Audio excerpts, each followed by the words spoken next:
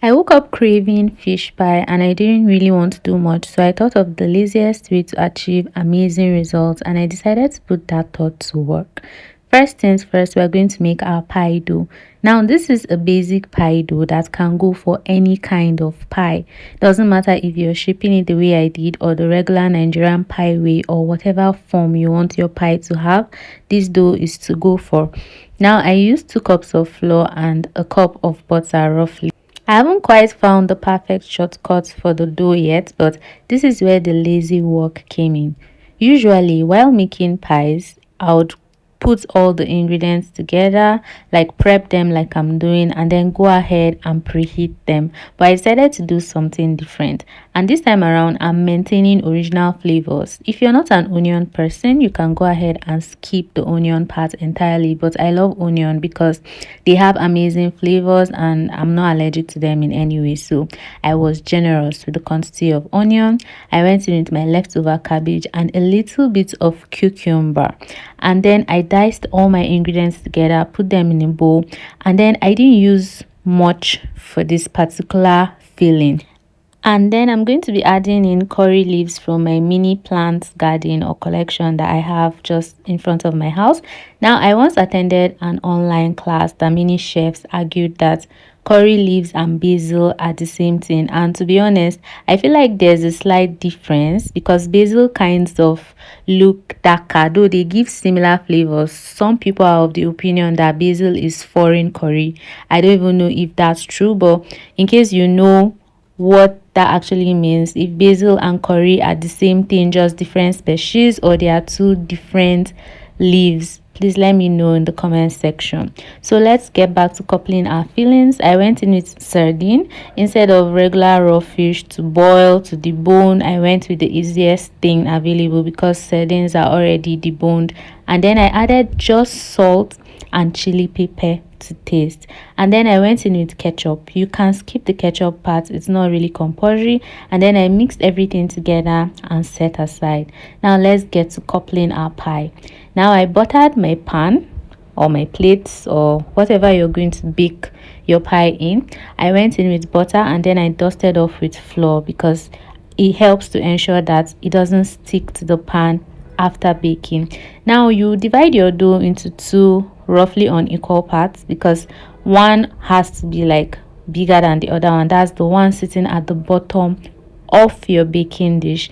Now I spread this evenly and then I went ahead to just cut it so it's going to look beautiful. I wanted something to look beautiful, so in case I'm preparing to serve maybe friends, maybe clients, maybe for a party, I can always come up with this recipe and I can always recommend or share with someone else.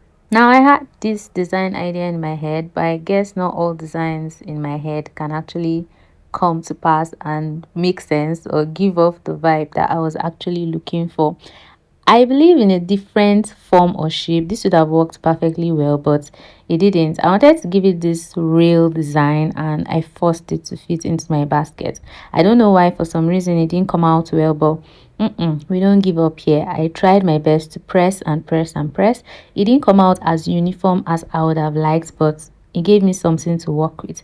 And then instead of forming a lattice, I decided to try another design.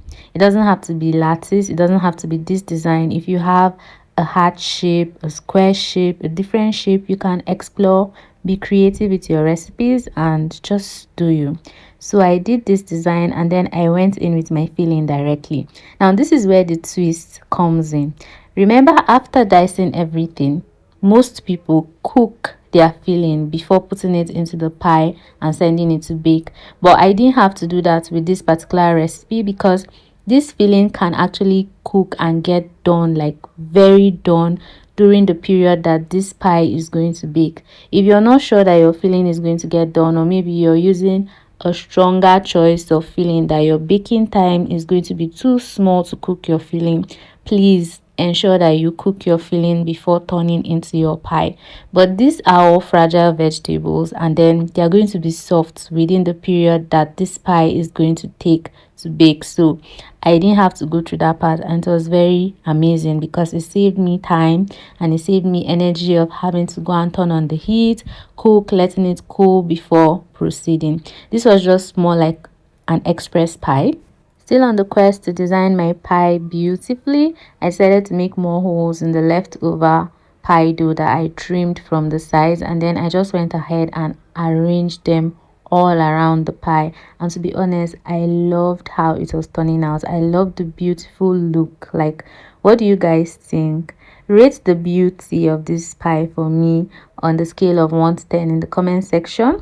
And then you can go ahead and egg wash, but I didn't have any eggs available at the moment when I was making this pie, so I brushed in a little bit of butter while my oven was preheating. This is the final look, and then I sent it into the oven.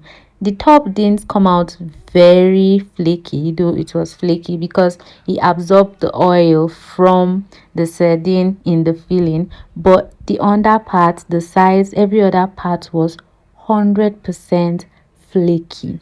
I should have flipped this over so you could see, but it was smoking hot. I just got it out of my oven and it was too hot for me to do that. So I just took one portion of it and served myself, and then I'm going to be accompanying this with coffee.